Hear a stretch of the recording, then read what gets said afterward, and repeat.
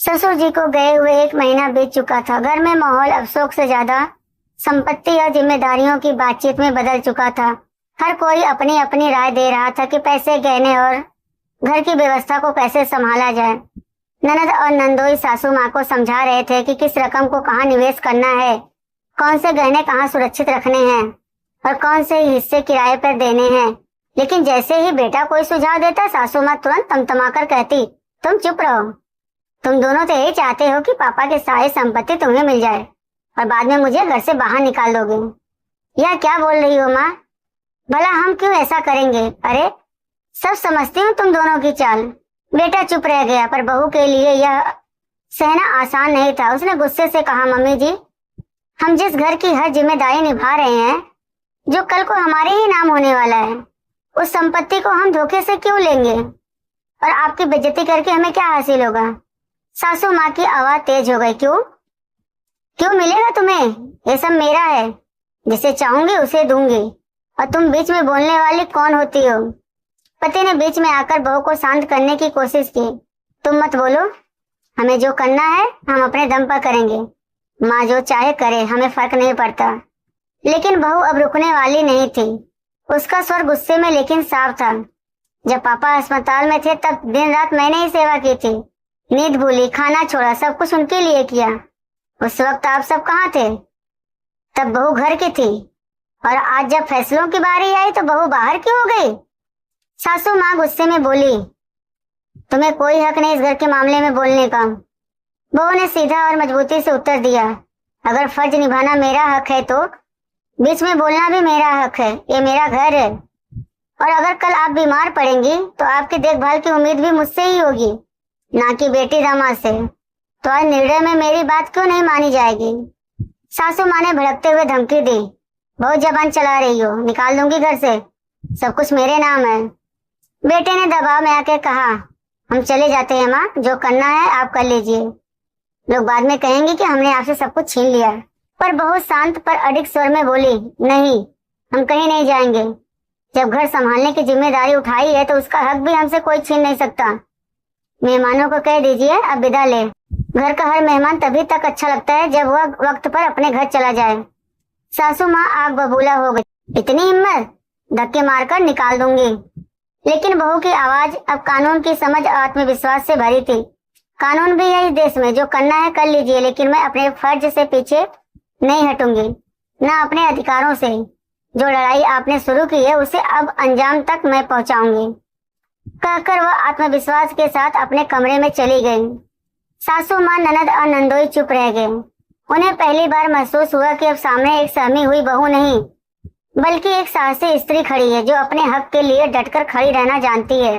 समय बीतता गया। ससुर जी के जाने के बाद घर की जिम्मेदारियां और संपत्ति के बंटवारे की बातें धीरे धीरे शांत हो गई, बहसें कम हो गई, लेकिन दिलों में दूरियां अब भी थी। ननद और नंदोई भी अपने ससुराल जा चुके थे। अब घर में सास, बहू और बेटे ही थे।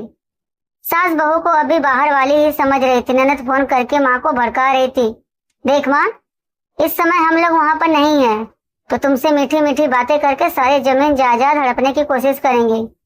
तुम उनकी बातों में मत आना। बेटी, तू ज्यादा फिक्र मत कर, कोई किसी का हक नहीं मार पाएगा। इस घर में जो हिस्सा तुम्हारा है और जो हिस्सा मेरा है, वह मैं तुम्हारे और दामाद जी के नाम ही करूंगी। अच्छा, तुम लोग कब आ रहे हो? माँ, हम जल्दी आने की कोशिश करते हैं। एक दिन अचानक सासू माँ की तबीयत बहुत खराब हो गई। डॉक्टर ने आराम और देखभाल की सख्त हिदायत दी। ननद और नंदोई को खबर दी गई। वह कुछ दिन के लिए आए, लेकिन 2-3 दिन बाद ही बहाने बनाकर चले गए।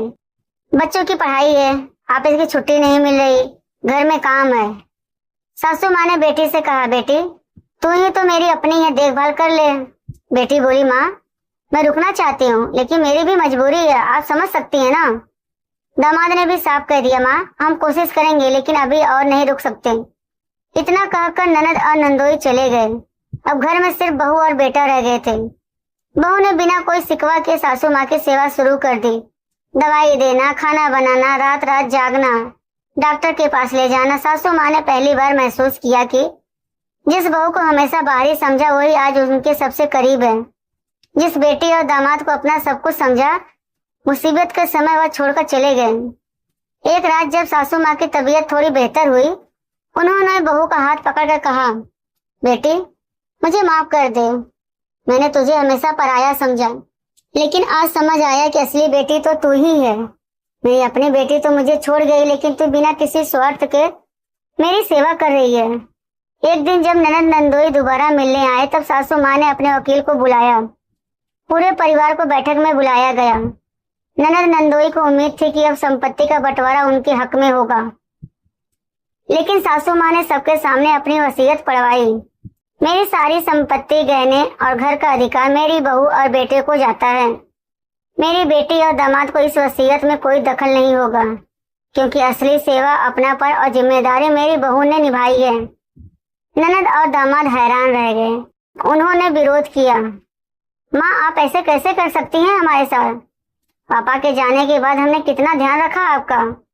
लेकिन सासू माँ ने दृढ़ता से कहा, उसमें तुम दोनों का स्वार्थ था।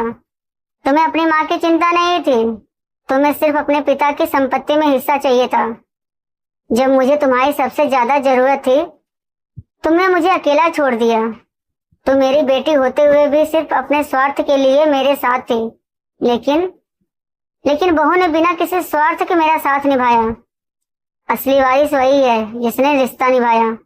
बहू के आंखों में आंसू थे, लेकिन उसने सासू माँ के पैर छूते हुए कहा, माँ मुझे आपकी संपत्ति नहीं, आपका प्यार चाहिए। सासू माँ ने बहू को गले लगा लिया और कहा, बेटा प्यार और अधिकार दोनों अब तुम्हारे हैं, मैं तुमसे कोई छीन नहीं सकता। ननद नंदोई चुपचाप से झुकाकर वहां से चले गए। घर में पहली बार सच्चा अपनापन, सम्मान और संतुलन आ गया। बहू ने अपने फर्ज और प्यार से ही नहीं, अपने अधिकार से भी सबका दिल जीत लिया।